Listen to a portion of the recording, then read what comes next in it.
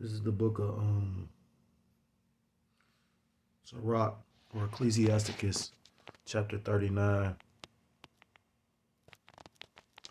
And point I'm starting at is verse 28, and it reads, "There be spirits created."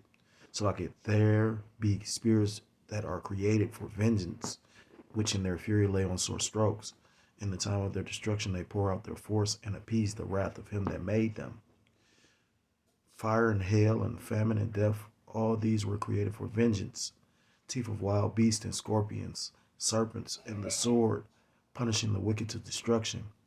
Verse 31, they shall rejoice in his commandment, and they shall be ready upon earth when need is, and when their time is come, they shall not transgress his word. I want to start off by giving all praises, all honor, and all glory to Elohim La Yahweh, by Hashem Yahushai, by Hashem Rachak, with us with them. I'm going to say double honors to my apostles, the elders of the great millstone, who teach and do rule well. Peace and salutations to the Akim across the four corners of the earth, pushing the truth with faith and with sincerity, as well as risking their lives and the freedom to do so, now more so than ever. Shalom to the Akim and the Akwat out there listening and learning. Lord, willingly, this is edifying. Shalom to the Israelite foreigners scattered abroad, and other nations appearing like the other nations, but subscribing to the truth. To you, I say Shalom. It's your brother Yahweh Sop out of the GMS Cleveland Church, a fellow servant, coming at you with another lesson through the Spirit and through the power of Yahweh Shemi Shai. This lesson is in regards to, I seen somebody made a video in regards to some information coming out about, well, I'm gonna just play it. You know, I got a clip of it. It's a short, but I know a brother did a video on it, and then through the Spirit, I try to look it up, and I got this video. So, Lord willingly, is edifying. Let's say the brother from Kansas City, but you know, it's showing you we truly are in the last days. You know what I mean? But bear with me for a second. This is fair use, fair use. Copyrights 17. In the depths of the I'm using this just to teach, not making no profit off of this. So, Austrian Sea, a majestic great white shark. That's a spirit because they got educational purposes on it as well. So, Austrian Sea, a majestic great white shark was abruptly torn in half by an unseen force. You don't think there's a sea monster out there, right? That's like the biggest thing in the ocean. That there's nothing bigger than that, bro. Right? And granted, that was 16 foot. That oarfish that y'all want to call an oarfish, and I think it's a sea dragon, right? That's how big that got. But explain this. That's a great white shark right there. One of the biggest fish in the ocean. And it just got bit in half by something in Australia. That's not from an orca. An orca isn't doing that. Biting the whole thing in half. They found this head in Australia in 2023, just recently, right? And they don't know what happened. In the depths of the Austrian Sea. So, and like I said, I believe it's the brother from Kansas City. Just did a video about it because, like I said again, I watch a lot of videos on YouTube because, you know, a lot of the mainstream news we all know is, you know, set up for just, you know, to keep you distracted, you know, smoke and mirrors. And I remember before I was coming into the truth, I was noticing that, you know, you'd be watching the news pretty much all day. It'd be the same stories over and over. And I'm like, as much shit going on, you know, and that's when I figured it out. So the Lord was already opening my eyes back then, even before I came into the truth. But, with that being said, pretty much, you know, it got me to thinking because, you know, you got many depictions of, you know, that's how you know everything is based around the Bible too, because, you know, you got many depictions of a creature living in the water. You know, you got the Kraken out of Clash of the Titans. You got Godzilla. So if I'm not mistaken, Godzilla came from the water. You know what I mean? So that's this, you know, them trying to put an image to this creature that has been around for centuries, you know. And, you know, the Most High created everything the way he chose to create it. Matter of fact, I got a scripture. This is the book of Genesis chapter 1. And I'm going to start at verse 25, and it reads, Genesis 1 of 25, and the Most High made the beast of the earth after his kind, and cattle after their kind, and everything that creepeth upon the earth after his kind. And the Most High saw that it was good. So the Most High created all the creations. Man is a creature. And I believe in the book of Sirach, or the book of Ecclesiasticus, the scriptures say that the Most High created everything two by two. So it's always a pair, usually a male and a female. You know what I'm saying? So, yeah. Not saying that it is another one, but more than likely, verse 26, and the Most High said, let us make, well, the point was verse 25, and because man's supposed to have dominion over the sea and the sky, which, it appear like that, but they truly don't. That's why this isn't far-fetched. He may mention that orca, and when it was an orca that they pulled out the water, and the orca was as long as a bus. When you go into great white sharks, I think they said the biggest one was like, because I kind of researched a little bit of it yesterday, but I saved the clip and I don't know what I did with it. But I think they said that the biggest one on record is like 19 or almost 20 feet long. Most males get up between 13 and 14 feet long. The females are bigger than the males, so I think they're like 15 to 16 inches, not inches, feet long. But when you go into a great white shark, pretty much they're considered an apex predator. Apex the top. Certain animals that are apex predators. So, and it says, what the apex predator of the great white shark, orcas. Their only known predators are certain populations of orcas and humans. So, a shark will fuck up an orca, and it'll fuck up a human being, which, that's the whole purpose of the movie Jaws. So, that being said, it's not far-fetched, because when you go into the scriptures, and the account of Jonah pretty much, I'm going to sum it up because I'm going to just get to the point. Jonah was commissioned by Yahweh Shem Shai to do his will and, be a prophet and deliver a message to the city Nineveh. And he didn't want to do it. When you go to verse 2, it says, arise, go to Nineveh, the great city, and cry against it, for their wickedness has come up before me. And he basically tried to run from it and not do the will and the work of Yahweh Shem Shai. And the Most High allowed, it says a fish, but you don't know what kind of fish it was. Again, I think it was an orca that was beached. I think that was last year. And they had a comparison side by side next to a bus. And it was as long, if not longer than the bus. So why is it so far-fetched? You know what I mean? I mean, the average human being is 5 feet. If I just told you that they said the average shark can get up to 13 to 14 feet, why? I mean, damn near a shark can, swallow a person, You've seen snakes swallow a whole, it's accounts of snakes trying to swallow whole dogs. This is the book of Jonah, chapter 1. But pretty much he didn't want to do it, so he tried to flee, and he jumped on a ship. And on the ship, the Lord caused a storm, and pretty much, all these different nations of people was up there. They praying to their gods, and they get no reaction. So Jonah's down in the cabinet, and pretty much they, cast lots, and it fell on Jonah. They said it had to be his power, and pretty much they went to go, question him, and come to find out, he said he was a Hebrew. And long story short, he told them to cast him off the ship. And here we go. Jonah chapter 1, verse 15 in the read. So they took up Jonah and cast him forth into the sea, and the sea ceased from her raging, because the Most High, because he tried to flee. See, and that going into the point of the elders and apostles make about, if you are a man that the Most High, has basically ordained to do this, to do his will, to be a prophet, you're not going to be able to get up out of doing this. Jeremiah said, he wasn't going to speak the name of the Lord anymore, but then he was like, it was like a fire within him that he couldn't not utter his name. That's deep. I remember brothers sitting up there talking about, to try to like relax and get out of, because, being all the way 24/7 in the truth can bug you out. That's why you got to learn the balance of what keeps you grounded, what keeps you stable. I remember certain brothers talking about they'd go out, try and just, hang out amongst brothers brothers within the world though, not doing worldly things, but maybe go to a bar or whatnot, and they'd be at the bar, and then the spirit had to basically go into the spirit and be looking at the wickedness at the bar. That's why me myself, I do certain things with the brothers, but for the most part, I don't like do a lot of stuff.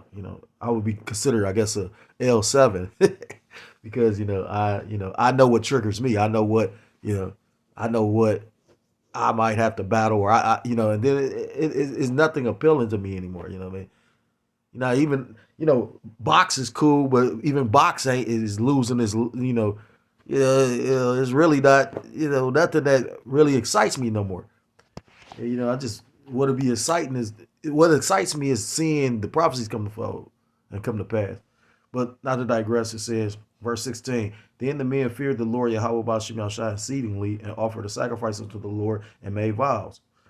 Now the Lord Yahweh Bashim Yahshua had prepared a great fish to swallow up Jonah, and Jonah was in the belly of the fish 3 days and 3 nights.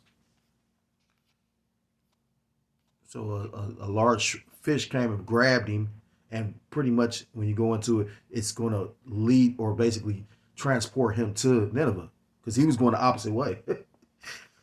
um,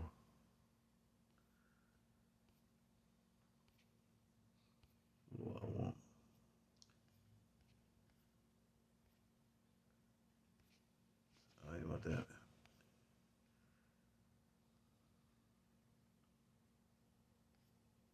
It's the book of Job, chapter 37, and verse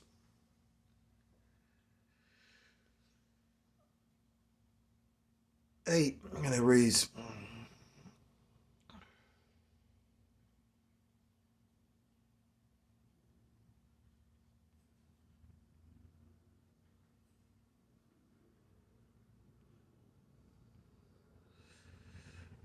I'm going to start at verse 4. After it a voice roareth, and he thundereth with the voice of his excellency, and he will not stay them when his voice is heard. The Most High thundereth marvelously with his voice. Great things doth he, which we cannot comprehend. Like making a gigantic, sea creature, And it not only is Leviathan mentioned in the scriptures, but you have Behemoth, which the brother's going into, I believe, is considered like a biot, a enormous structure. But the scriptures label it as if it's like so that means it's going to be a huge structure, a huge beast. It says, for he saith to the snow, be thou on the earth. Likewise to the small rain, and to the great rain of his strength. He sealeth the hand of every man, that all men may know his work. Verse 8. Then the beasts go into dens and remain in their places. And that's Leviathan. Leviathan is basically in his den, but it comes out. And more than likely, we have no proof, but Esau, he loves to try to go prove things out. He's a carnal man, he has to see things. But at the end of the day, people trust and believe more so in Esau with certain things, and he hasn't even explored or been to the depths of the sea. I forgot what the brother may have mentioned of, but pretty much, you got the sea that can go all the way down to like 50,000 feet. And it's areas that Esau can't reach because of the pressure in the water. And they say the deeper you get, the bigger the creatures get. That's why they say a certain squid that's like 30 feet long and shit. That's the spirit because of cockroach. The phone chimed in. We've been saying this little saying the cock crew just because it's not an actual cock, But this is the book of 2nd Ezra, chapter 6, and let's start at verse.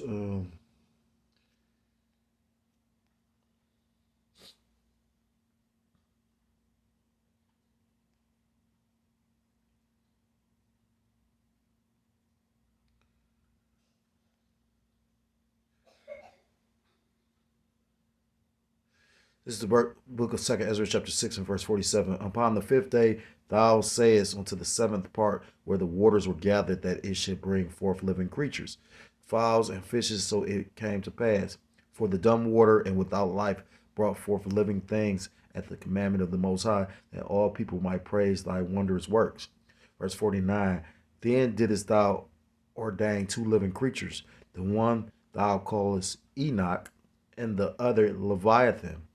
Verse 50, and didst separate the one from the other for the seventh part, namely where the water was gathered together, might not hold them back. So he put man on land, and he put Leviathan in the sea.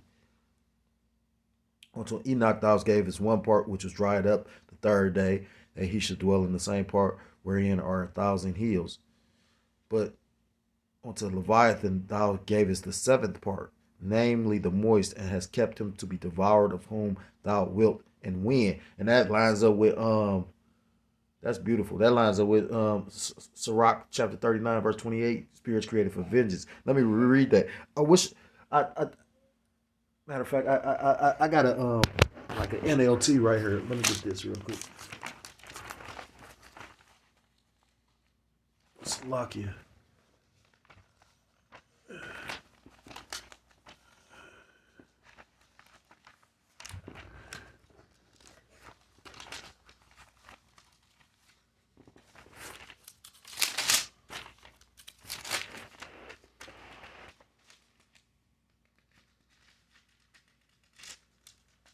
It says, but this is 2nd Ezra chapter 6 and verse 52.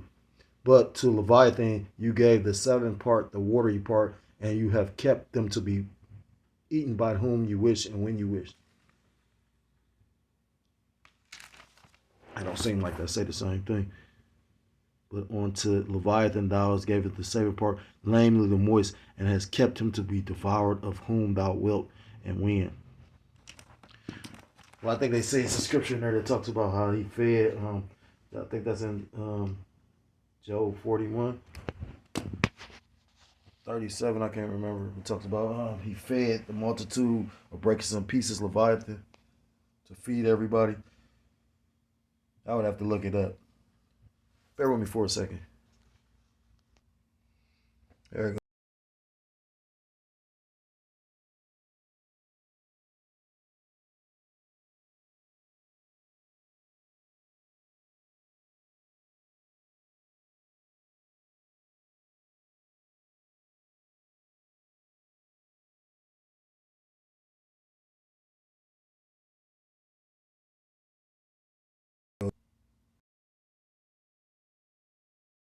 Three, upon the sixth day thou gavest commandments unto the earth, that before thee it should bring forth beasts, cattle, and creeping things. So that's the point. The Lord, created the creatures, and this Leviathan is a mammoth creature. And whatever, again, you saw the video, individual saying, if a shark is the apex predator of the ocean and it's 15 or 14, 15, 16 feet, and it's something in the waters that's basically biting these things in half. Then, you know what I mean? Then I believe the video that I watched was mentioning how you got certain like sea creatures that's pretty much beaching themselves because they're fearing whatever's in the water. So yeah. And when you take time to think about it, it's really little. Like the most I could do whatever you want. Yeah.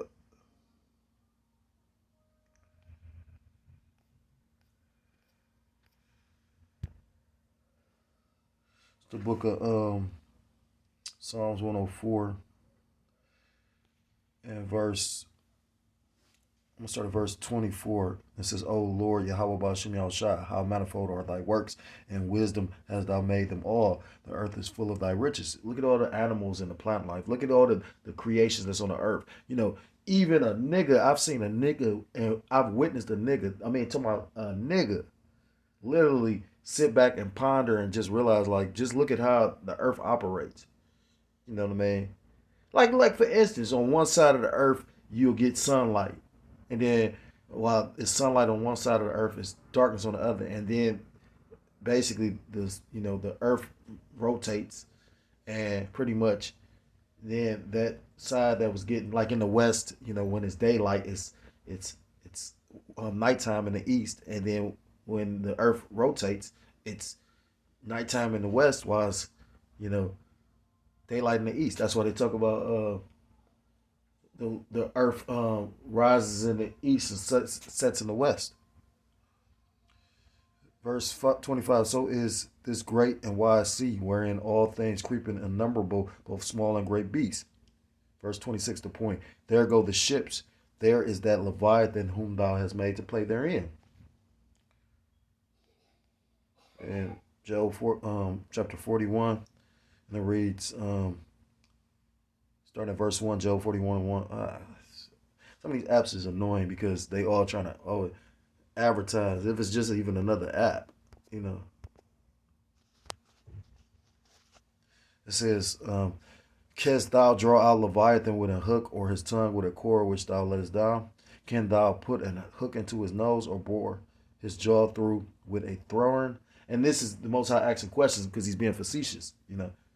Because, like I said again, if it's a creature in the water chopping down things that's bigger than us, you know, you got to take time to really sit back and meditate on the fact, you know, and brothers, a lot of brothers in the truth got imagination because we grew up, you know, it's so spiritual. I know I grew up loving cartoons and some of the things you'll see on cartoons and, you know, like, wow, you know what I mean? And then you come into the truth and all these brothers just like, in their spirit they knew like, or, you know, was always fascinated with, you know, spiritual powers, like amazing.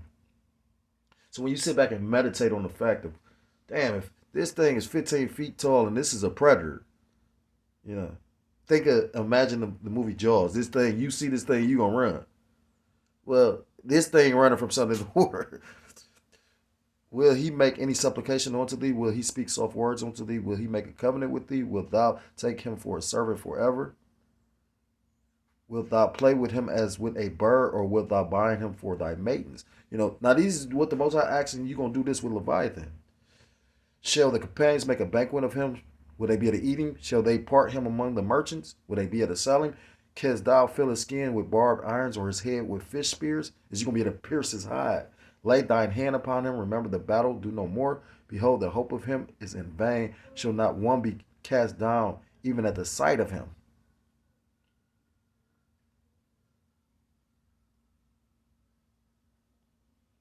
His scales are his pride, shut up together as with a close seal. Now all this is going into Leviathan.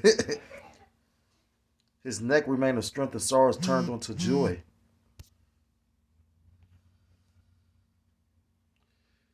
Verse 40, chapter 41, verse 25. When he raised up of himself, the mighty are afraid. By reason of breaking, they purify themselves. The sword of him that layeth at him cannot hold. The spear, the dart, nor the habergeon. He esteemed iron as straw, and brass as rotten wood. He said he esteemed iron as straw, and brass metals he making as if like it's wood. The arrow cannot make him flee. Slingshots are turned with him into stubble. Darts are counted as stubble. He laughed at the shaking of a spear.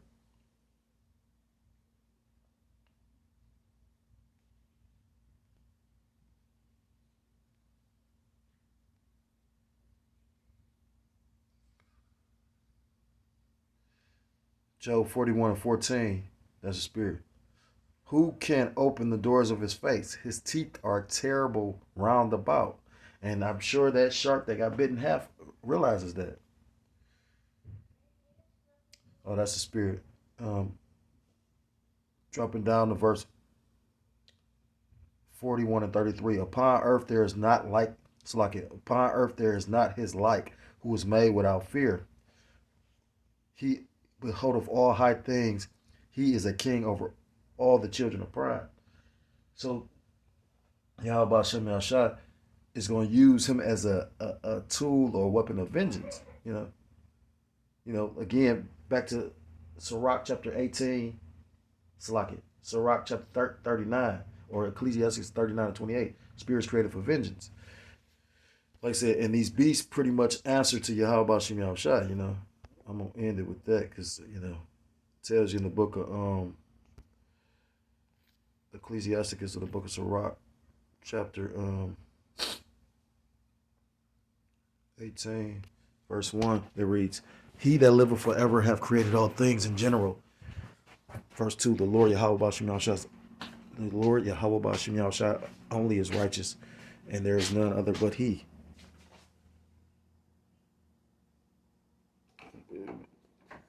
Verse 3, who governed the world with the palm of his hand, and all things obey his will, for he's the king of all by his power, dividing holy things among them from profane. So the point being, all things obey the will of the Most High Yahweh Shem Yahushua. So with that, I'm going to end the lesson. Salakia. If you're so-called Black, Hispanic, Native American, Seminole Indian, West Indian, or Haitian, I implore you to come back to the laws, statutes, commandments of your power. True name in the Hebrew is Yahweh Shem Yahushua, you will be destroyed. With that, I want to give all praise, all honor, and all glory to call the law, Yahweh, Ba'ashem Yahushua, Ba'ashem. Double honors to my apostles, the elders of the great millstone who teach and do rule well. Peace and salutations to the Akim across the four corners of the earth, pushing this truth with faith and with sincerity, as well as risking their lives and the freedom to do so now more so never. Shalom to the Akim and the Akwat out there listening and learning. Lord willingly, this is edifying. Shalom to the Israelite foreigners scattered abroad in the land of other nations, appearing like the other nations, but subscribing to this truth. To you, I say shalom. Till next time I'm able to come on another lesson. Shalom, shalom, and Kwam Yashrala.